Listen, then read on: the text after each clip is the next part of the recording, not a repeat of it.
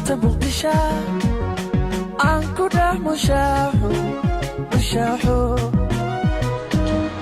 maanta muqdisho aan ku dhex mushaaxo muuqaydiba naftu ka maqsuudo muuqaydiba naftu ka maqsuudo oo maamulkeeda wacaniyo mas'uuliyiintu kacayba mahadcelin iga mutayste oo maamulkeeda wacaniyo mas'uuliyiintu kacayba mahadcelin iga mutayste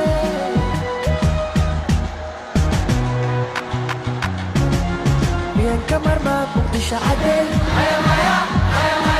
minad muraan ka marman karaa miyan ka marmaa muqdisho cadey minad muraan ka marman karaa muqdisho